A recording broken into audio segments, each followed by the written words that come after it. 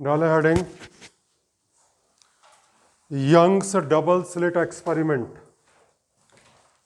YOUNG, Young's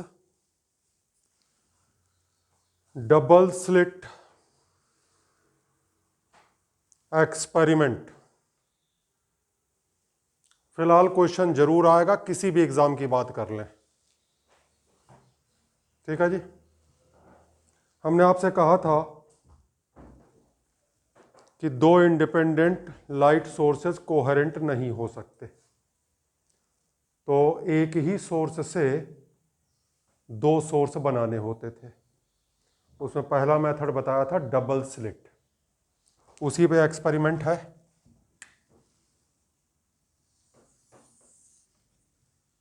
एक slit है, इसके सामने एक सोर्स रख दिया, इससे कुछ दूर पे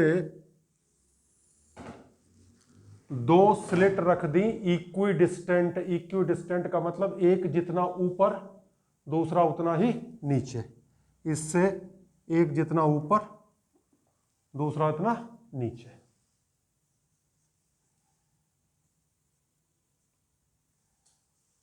ठीक है भाई।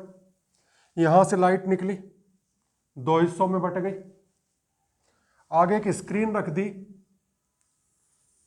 जिस पे हम इसके पैटर्न को ऑब्जर्व करेंगे। तो जो पैटर्न बनता है उसे कहते हैं फ्रिंज पैटर्न, उसे हम ऑब्जर्व करेंगे, तो ये हो गई स्क्रीन।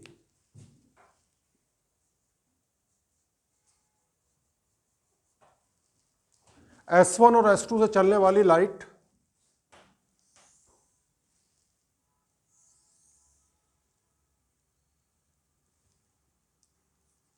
किसी पॉइंट P पे मिलती है। जो भी डिस्टेंस हम मेजर करेंगे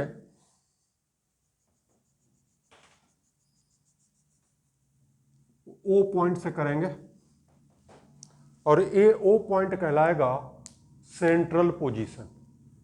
distances are measured from central position. यहां तक ठीक। हमने मान लिया P पॉइंट की जो डिस्टेंस है Y है, दोनों स्लिट्स के बीच की डिस्टेंस स्मॉल d है, स्लिट और स्क्रीन के बीच की डिस्टेंस कैपिटल D है। यहां तक समझ में आ गई बात?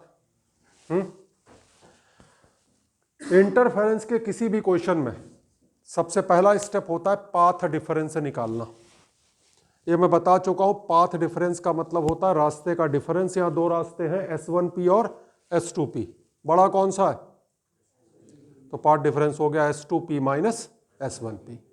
ठीक, तो मेन है सबसे पहले S2P माइनस S1P निकालना। हमने S1 और S2 से दो हॉरिजॉन्टल लाइन खींच दी,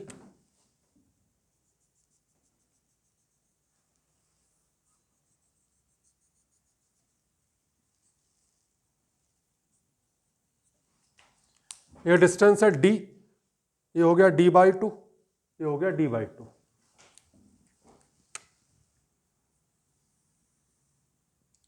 ये डिस्टेंस हो गई y माइनस D/2, और ये डिस्टेंस हो गई y प्लस D/2। यहां तक कोई दिक्कत? चलो देखो, पाइथागोरस लगा रहे। S2P whole square equals to D square plus y plus D/2 का square. Clear? S1P whole square D square plus y minus D/2 का होल स्क्वायर। तो पाइथागोरस लगाया simple. S2P whole square minus S1P whole square. ठीक है, D square से D square cancel, y square से y square cancel, D square by 4 से D square by 4 cancel. क्या जुड़ गया? यहां आया YD, यहां आया माइनस YD, तो दोनों ऐड हो गए, 2y स्मॉल डी, ठीक। S2P minus S1P 2YD S2P plus S1P, और ये S2P माइनस S1P है, इसी को हमने नाम दिया path difference denoted by x, ठीक। तो यहां से आ गया x equals to 2y small d upon S2P plus S1P। यहां तक समझ में आ गया भाई डेरिवेशन? देख लो।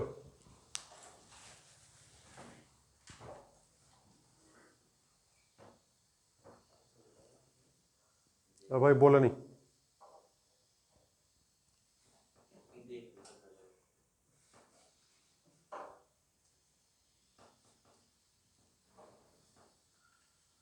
कहाँ बैठाला था मैंने तुम्हें?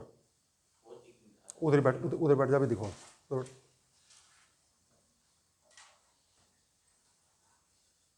सिंपल पाइथागोरस लगाया, उसमें भी कह रहा कि इसे देख रहे हैं।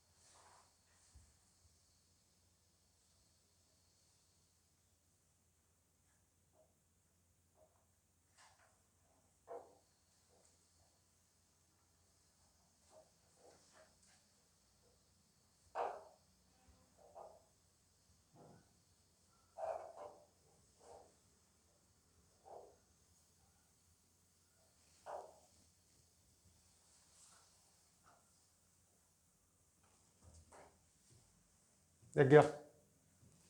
ये तो बात हो गई जी थ्योरेटिकली। अब जरा प्रैक्टिकली देखते हैं क्या सिचुएशन है।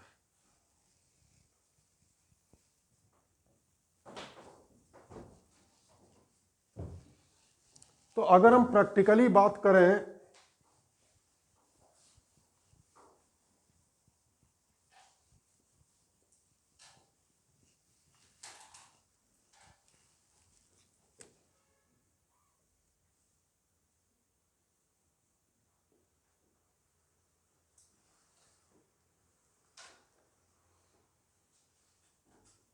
तो जो स्मॉल डी है वो कैपिटल डी से बहुत छोटा होता है। इतना छोटा होता है कि उसे बोर्ड पे नहीं बना सकते। ये डिस्टेंस 1 या 2 मिलीमीटर होती है, जबकि ये डिस्टेंस 1 या 2 मीटर होती है। यानी ये वाली जो डिस्टेंस है वो इस डिस्टेंस से करीब करीब 1000 टाइम्स है।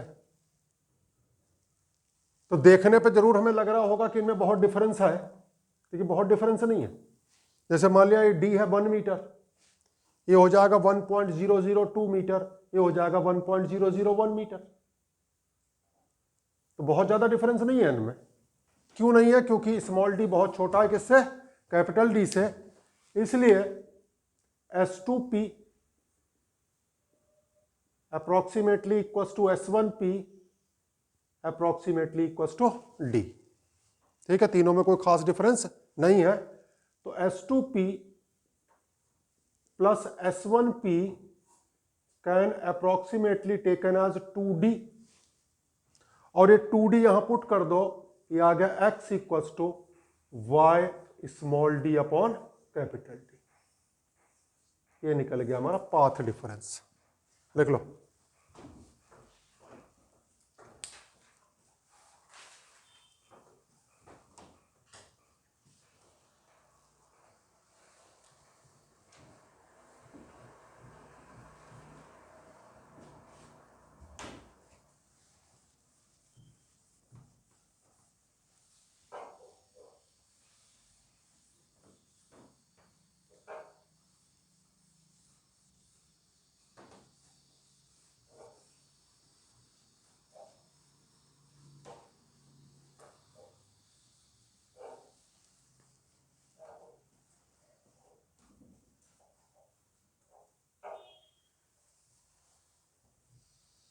देख गया भाई। तो हमने कहा था इंटरफेरेंस की किसी भी चीज़ में सबसे पहला स्टेप होता है पाथ डिफरेंस निकालना, वो हम निकाल चुके हैं। इसके आगे हमें पता है कि मैक्सिमा की कंडीशन क्या है और मिनिमा की कंडीशन क्या है। हेडिंग डाले position of maxima.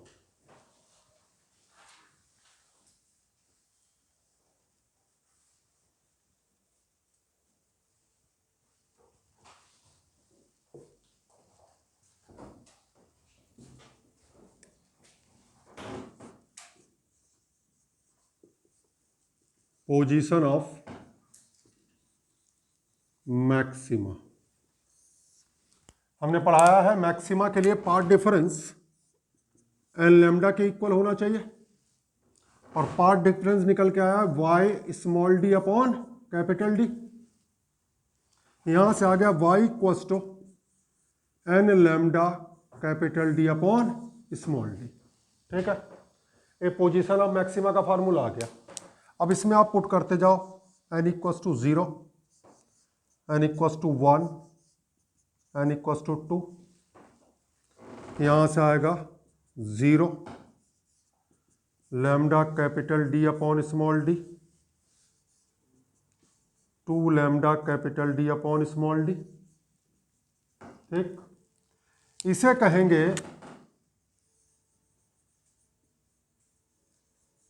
Central maxima. ये कहां बनेगा? ओ पे बनेगा, वाई की वैल्यू 0 है। कहां बनेगा? सेंट्रल पोजीशन पे, तो इसका नाम है central maxima, first maxima, second maxima and so on. लिख लो।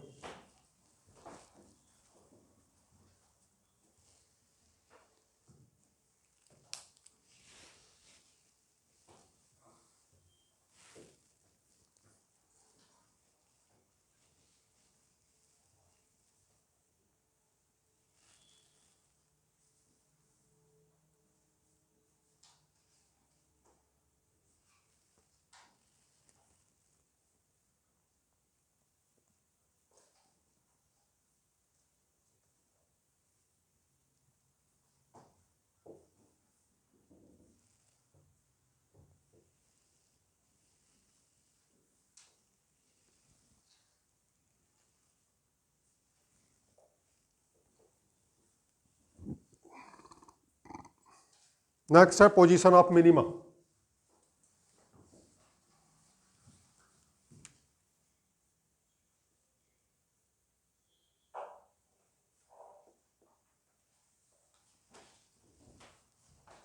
मिनिमा के लिए हमने कहा था पार्ट डिफरेंस होता है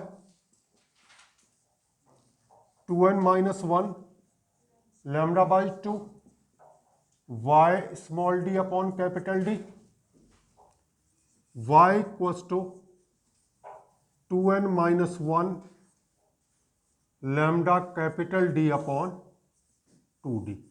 ठीक, अब जरा देखो यहां पे हमने क्या कहा था, इसे हम 2n माइनस 1 भी लिख सकते हैं, 2n प्लस 1 भी लिख सकते हैं, लेकिन 2n प्लस 1 लिखेंगे तो n की वैल्यू 0 से शुरू करनी पड़ेगी, और 0 का मतलब सेंट्रल होता है, सेंट्रल मैक्सिमा होता है, सेंट्रल मिनिमा तो होता नहीं। इसलिए हम यहाँ पुट करेंगे n इक्वल्स टू 1, इसलिए हमने 2n-1 लिया है।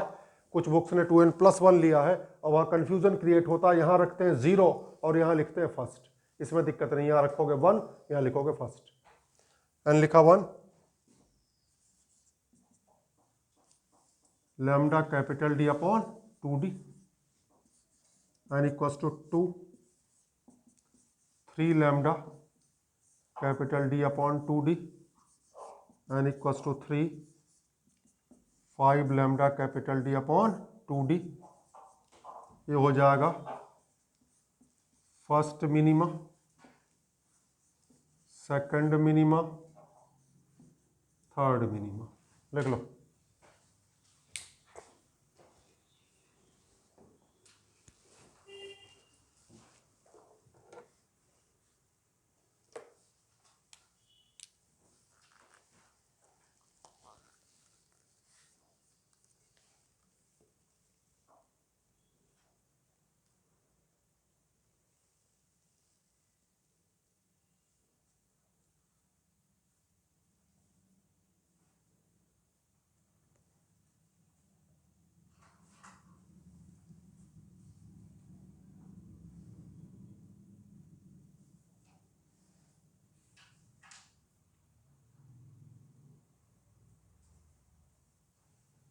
लिख लिया।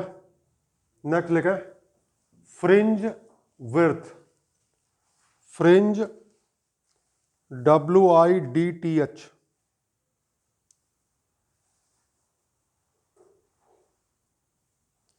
दो लगातार मैक्सिमा या दो लगातार मिनिमा के बीच की डिस्टेंस को कहते हैं फ्रिंज विड्थ। देखो fringe width is defined as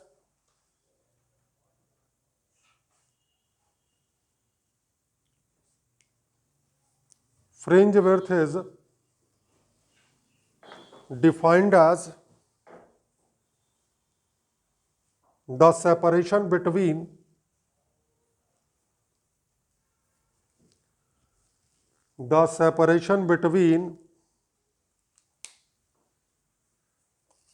two consecutive maxima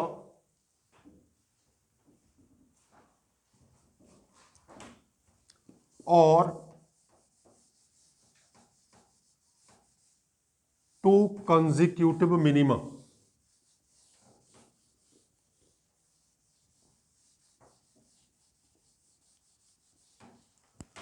to consecutive maxima और टू कंजिक्यूटिव मिनिमा, दो लगातार मैक्सिमा या दो लगातार मिनिमा के बीच की डिस्टेंस को कहते हैं फ्रिंज विड्थ। ठीक,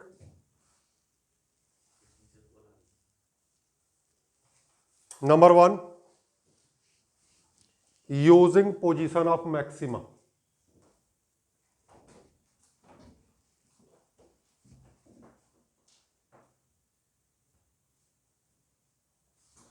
कंजिक्यूटिव की बात करी है तो कोई सा भी कंजिक्यूटिव हो सकता है, first second, second third, third fourth. लेकिन जब किसी चीज को हम डराइव करते हैं तो जनरल वैल्यू लेके चलते हैं, तो हम लेंगे mth और m-1th। ठीक, ये फार्मूला है मैक्सिमा का। mth m lambda capital D upon small d, m-1th m-1 lambda capital D upon small d। Fringe width mth maxima m-1th maxima. इसमें से इसे सब्ट्रैक्ट कर दो, सब्ट्रैक्ट कर दो, ये आ जाएगा lambda capital D upon small d। m lambda capital D upon small d, m lambda capital D upon small d cancel हो गया, बचा क्या, 1 lambda capital D upon small d। देख लो,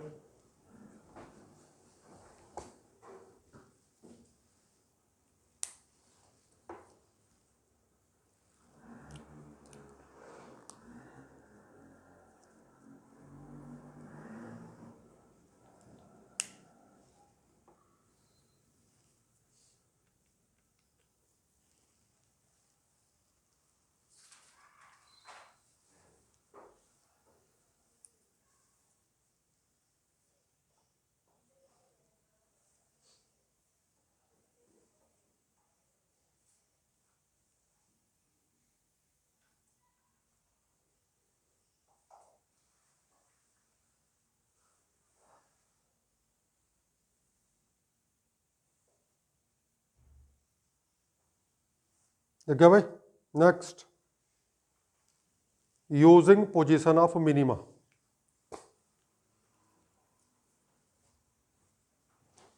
यूजिंग पोजीशन ऑफ मिनिमा। चलो यहां देखो, ये है position of minima, mth minima 2m minus 1 lambda capital D upon 2d, m minus 1th, तो n की जगह रखना m माइनस 1, ये आ जाएगा 2m minus 3 lambda capital D upon 2d, fringe worth mth minus m minus 1th। ठीक, जब subtract करोगे तो आ जाएगा 2 lambda capital D upon 2d, यानी आंसर वही आ जाएगा lambda capital D upon small d। देख लो,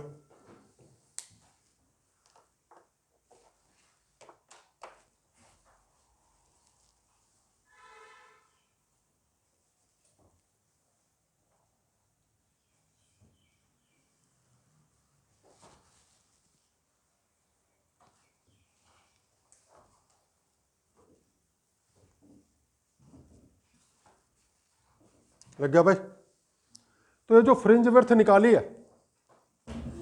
दो तरीके से, एक मैक्सिमा का यूज करके और एक मिनिमा का यूज करके, आंसर दोनों से सेम आया है।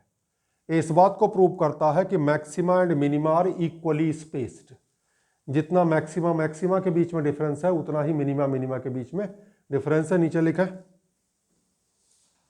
Value of fringe width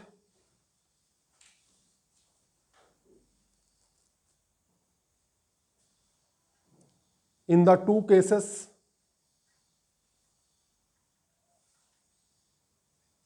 are same, it means maxima and minima are equally spaced।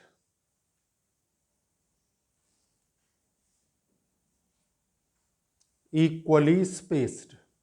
ठीक, साथ ही साथ ये जो मैक्सिमा और मिनिमा है दे अकर अल्टरनेटली, एक मैक्सिमा आएगा फिर एक मिनिमा आएगा फिर मैक्सिमा आएगा फिर मिनिमा आएगा, ना तो लगातार मैक्सिमा होंगे और ना लगातार मिनिमा होंगे।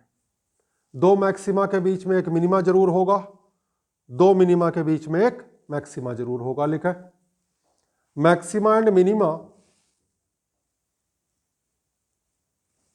अकर अल्टरनेटली।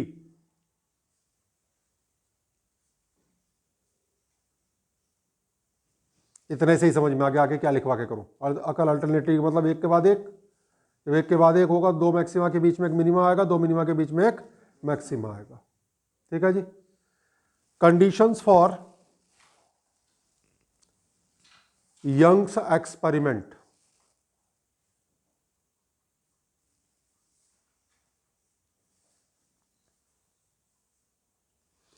इसी को लिखते हैं conditions for sustained interference. Conditions for sustained interference. Sustained का मतलब होता है स्टेबल, ऐसा इंटरफेरेंस जो स्टेबल है, उसी को हम देख सकते हैं, उसी को हम एनालाइज कर सकते हैं। अगर पैटर्न लगातार चेंज हो रहा है तो वहां कुछ भी नहीं दिखाई पड़ेगा। समझ गए। सस्टेन्ड इंटरफेरेंस की क्या बात करें, इंटरफेरेंस की ही बात कर ले तो इंटरफेरेंस की सबसे पहली कंडीशन होती है सोर्सेज मस्ट बी कोहेरेंट। ये तो लगनी है। ठीक है, कोहेरेंट सोर्सेज किन्हें कहते हैं? जो लगातार एमिट आउट करते हैं लाइट को, फ्रीक्वेंसी जिनकी सेम होती है, या तो फेज भी सेम होता है या फेज डिफरेंस कांस्टेंट होता है। Number one, the two sources must be coherent. Two sources must be coherent, that is, they emit light waves continuously of same frequency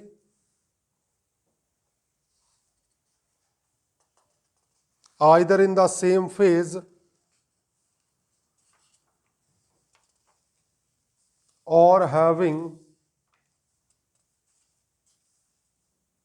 constant phase difference.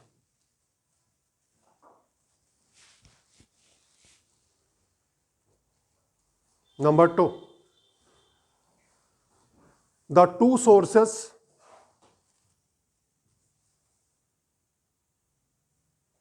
should be strong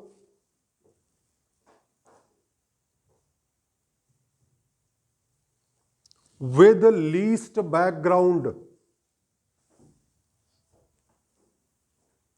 with least background. दोनों sources कैसे होने चाहिए? Strong होने चाहिए, उनसे इतनी intensity की light निकले जिससे कि जो पैटर्न बने उसे हम एनालाइज कर सकें। अगर बहुत हल्का पैटर्न बनेगा तो हम उसे एनालाइज नहीं कर पाएंगे।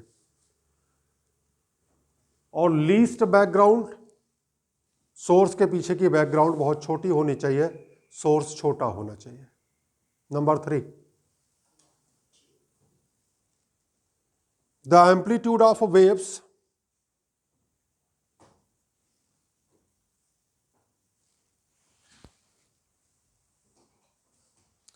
from two sources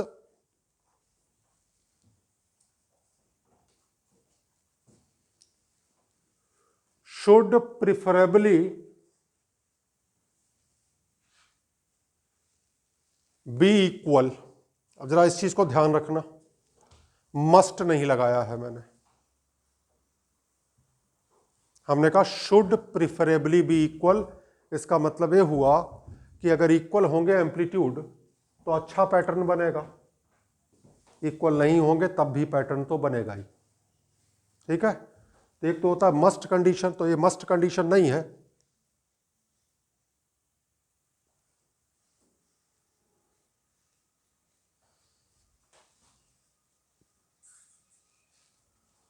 should preferably be equal. Next,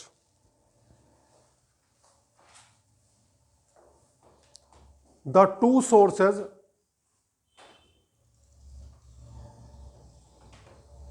should preferably be monochromatic।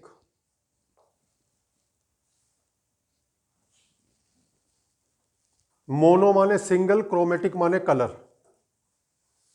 Single colour, और बिल्कुल सही भाषा में बात करें तो सिंगल वेवलेंथ, दोनों से निकलने वाली लाइट सिंगल वेवलेंथ की होनी चाहिए, क्योंकि ज़्यादा कलर्स होंगे तो हर कलर का अपना अपना पैटर्न बनेगा और पैटर्न्स की ओवरलैपिंग हो जाएगी। ठीक है जी।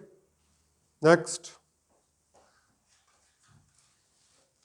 द कोहेरेंट सोर्सेज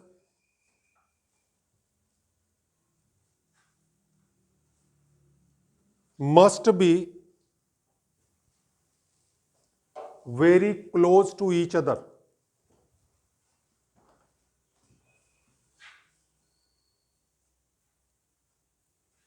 हमने क्या बताया था कि स्मॉल डी बहुत ही छोटा है, यानी S1 S2 बहुत पास में है। Next, the distance of screen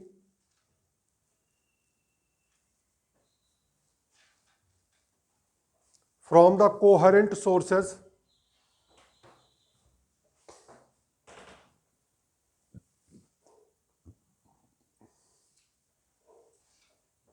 should be large।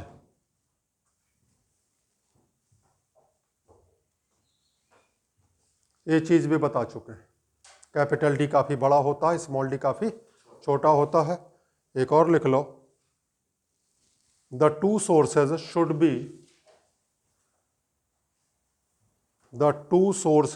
B point sources और नैरो सोर्सेज।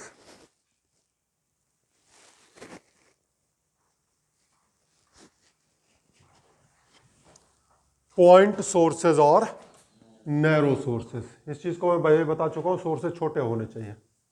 ठीक है, अब इसके बाद थोड़ा सा इसमें चेंज आता है चीजों को लिखने के तरीके में। एक टर्म होता है पोजीशन, अब तक हमने तुम्हें क्या पढ़ा है, पोजीशन।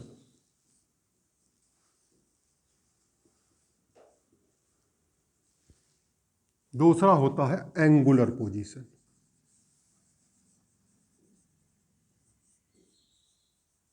अब कंपटीशन में यही खास बात है जी, जो चीज 12th में पढ़ा रखी है उसमें थोड़ा सा चेंज कर देता है।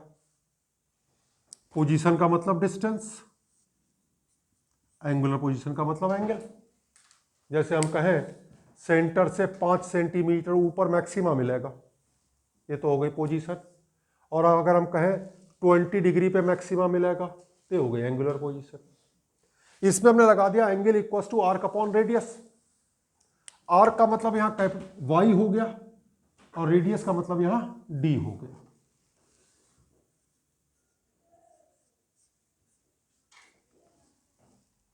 इसका मतलब यह हुआ कि अगर हम पोजीशन को डी से डिवाइड कर देंगे तो एंगुलर पोजीशन आ जाएगी।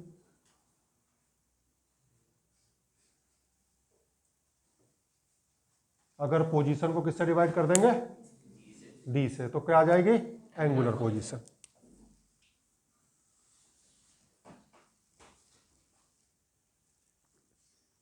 जैसे हमने कहा पाथ डिफरेंस क्या था, y small d upon capital D था।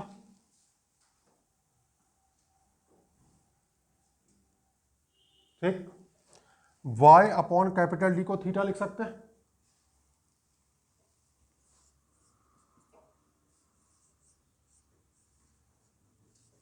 ये ब्रैकेट में लिख दिया हमने थीटा, वरना वो डी थीटा डिफरेंशियल वाला समझ लोगे। ठीक है, लेकिन अगर इसकी एग्जैक्ट वैल्यू देखें तो एग्जैक्ट वैल्यू होती है डी साइन थीटा। इतना आपको पता है, जब एंगल छोटा होता है sine theta can be taken as theta, क्योंकि ये जो डेरिवेशन किया है यही हमने अप्रोक्सीमेट किया है। डेरिवेशन में अप्रोक्सीमेशन लिया था, अगर अप्रोक्सीमेशन ना लें तो सही फार्मूला है इसका D sine theta.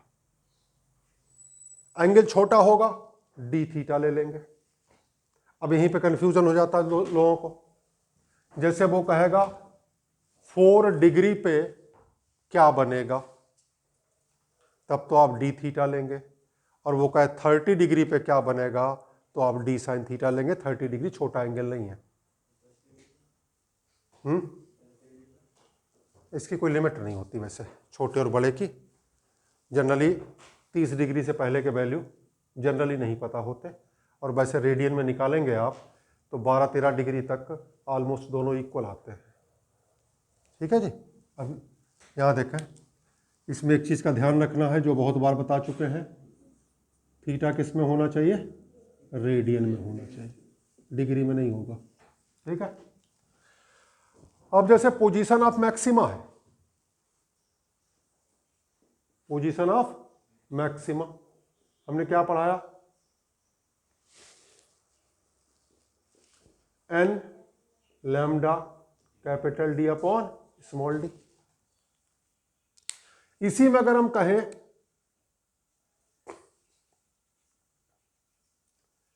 Angular position of maxima, capital D से डिवाइड कर दो।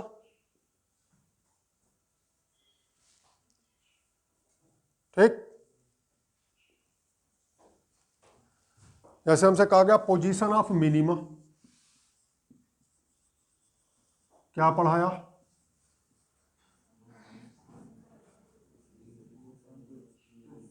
To D. इसी में अगर आपको करना है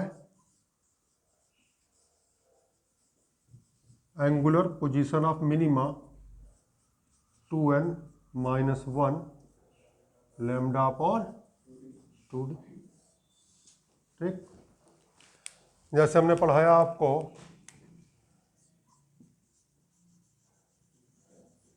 fringe width lambda capital D upon small D. अब यहीं से अगर पढ़ाएं हम एंगुलर फ्रिंज विड्थ,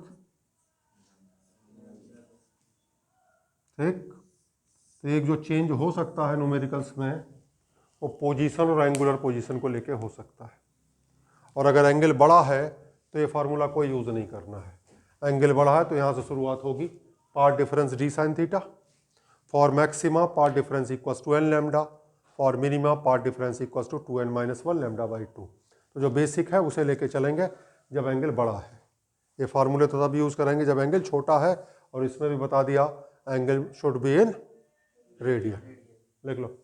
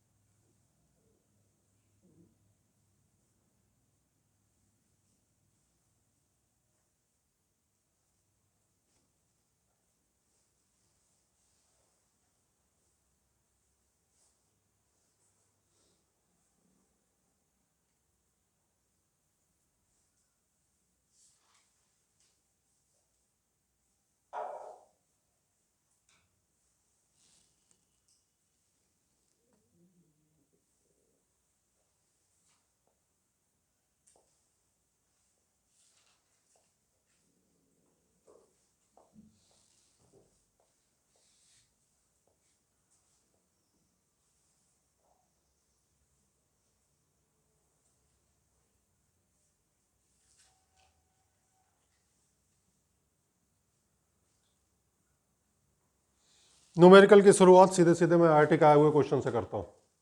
लिखो, इन YDSE, इसी की शॉर्ट फॉर्म है YDSE, Young's double slit experiment. Small d equals to 2 millimetre, capital D equals to 1 metre. White light is used.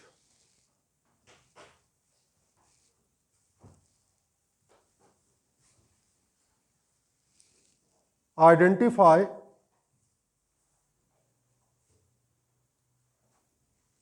those wavelengths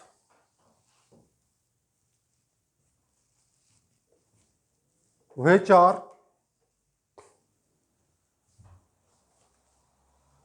number 1 strongly present,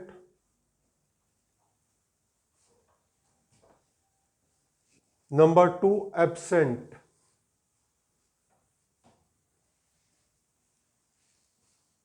at a point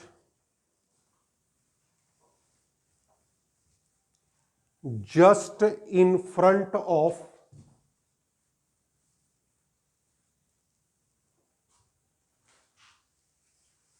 one of the two slits,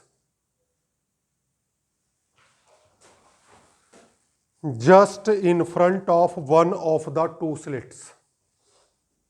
अब जैसे कहा जाता है जी competition के batch में derivation क्यों पढ़ाते हो जी, सीधे सीधे फार्मूला पढ़ा दो। सीधे फार्मूला पढ़ रखा हो, ये क्वेश्चन कर ही नहीं पाओगे। ये क्वेश्चन वही कर सकता जिसे डेरिवेशन पता हो इसका। देखें जी, डेरिवेशन करना नहीं है।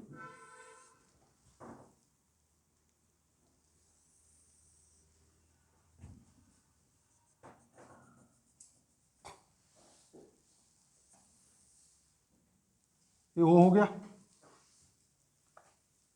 S1 S2, ठीक।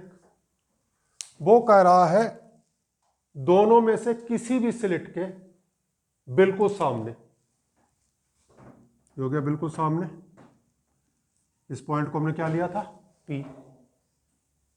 यहां पे कौन कौन सी वेवलेंथ का मैक्सिमा बनेगा और कौन कौन सी वेवलेंथ का मिनिमा बनेगा। स्ट्रांगली प्रेजेंट मैक्सिमा, एब्सेंट का मतलब मिनिमा। अब जरा ध्यान करें, O से P की डिस्टेंस को हमने क्या लिखा था, y, और y हमें d/2 नजर आ रहा है। आपको भी आ रहा हो तो बता देना। इतना नजर आ जाए क्वेश्चन में अब कुछ खास बात नहीं बची। हमने आपको पार्ट डिफरेंस पढ़ाया हुआ है, y small d upon capital D। y की जगह d/2 अपॉन 2d, ठीक। पुट कर दो वैल्यू। d कितना है, 2 इंटू 10⁻³ का स्क्वायर, कैपिटल D 1 मीटर।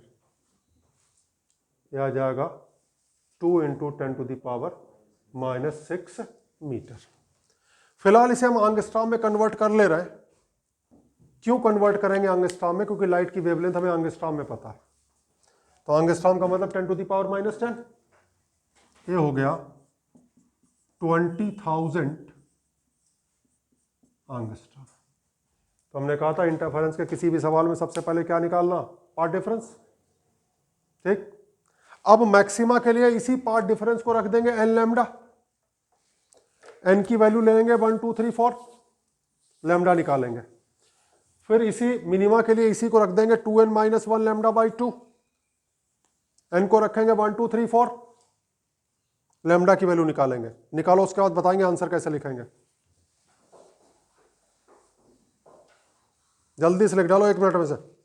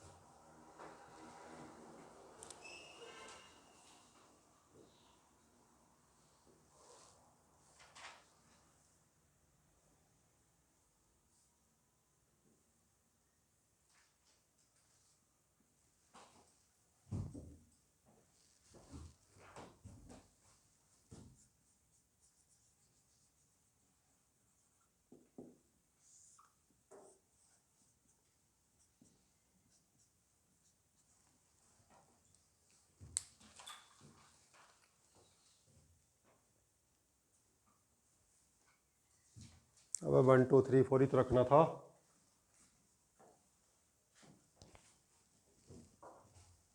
चलो भाई बताओ।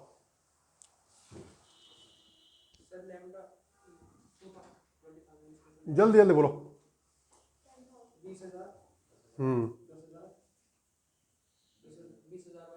20,000 से डिवाइड कर भाई। बाई तीन कर रहा, 6 पॉइंट कर रहा है यहाँ पे। बेटे कॉमेडी का टाइम नहीं हो, चाप पूरा साल निपट गया कॉमेडी में ही। अगला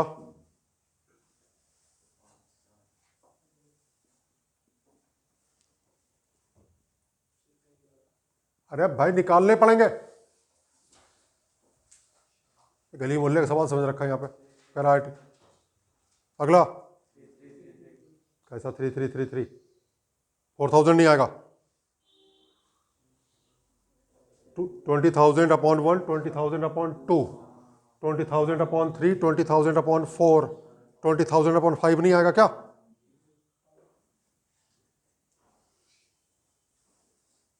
$4,000 एंगस्ट्रॉम।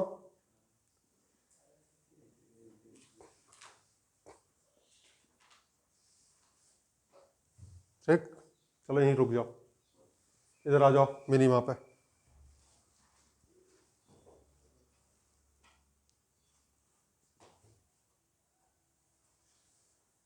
वो तो क्या कल पिकनिक मनाने आया भाई, काम क्यों नहीं कर रहा है?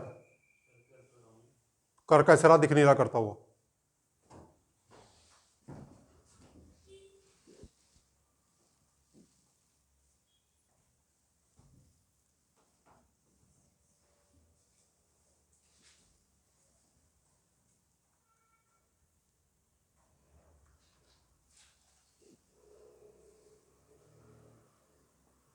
बोलो पहला।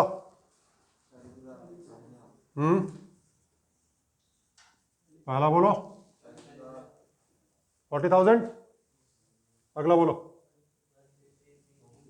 1। नेक्स्ट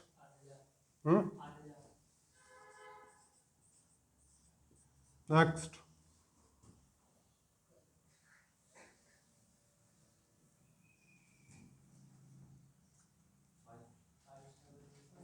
5 7। नेक्स्ट बोलो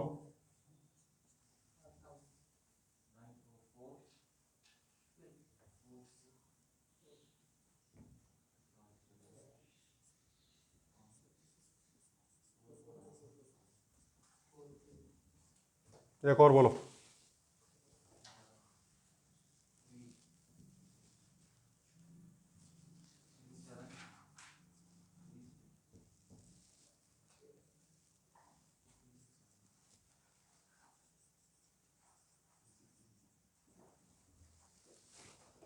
अब जरा देखो इधर को,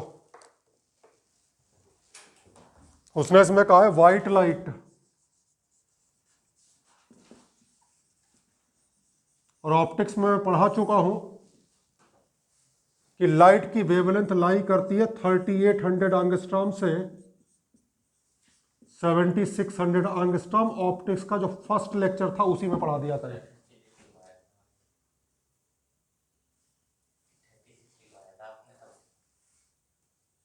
वैसे समझाओ क्वेश्चन। 3800 एंगस्ट्रॉम से 7600 एंगस्ट्रॉम तक लाइट होती है बताया था, तो सिर्फ वही आंसर लिए जाएंगे जो इसके बीच में लाई कर रहा है। तो इसमें आंसर एक ए हो जाएगा, एक ए हो जाएगा, एक ए हो जाएगा, 3 का मैक्सिमा बनेगा। ये छोड़ देंगे और ये छोड़ देंगे, तो आंसर कहां तक चेक करने हैं? इस लिमिट से जैसे ही बाहर होने लगो उसके बाद निकालना नहीं है। ठीक, इस पे आ जाओ। ए भी आउट आउट आउट, 1 और 1 2, ए भी आउट। 3 का तो मैक्सिमा बनेगा और इन 2 का मिनिमा बनेगा। ऐसे करना है क्वेश्चन। आ गया समझ में? अब डेरिवेशन की इंपॉर्टेंस ये होती है, एक बार क्वेश्चन आया था आईआईटी में, उसने सिंबल के नाम चेंज कर दिए। उसने इसे लिख दिया बी, और इसे लिख दिया स्मॉल डी। और जिन्हें फार्मूला रटा है वो तो पुट भी नहीं कर पाएंगे सर। उसने कहा slit separation is small b and distance of screen is small d, तो डेरिवेशन कर रखा है, तभी तो आदमी कहेगा कि भाई जिसे हमने कैपिटल डी लिखा था उसे स्मॉल डी लिख दे, और जिसे स्मॉल डी लिखा था उसे बी लिख दे।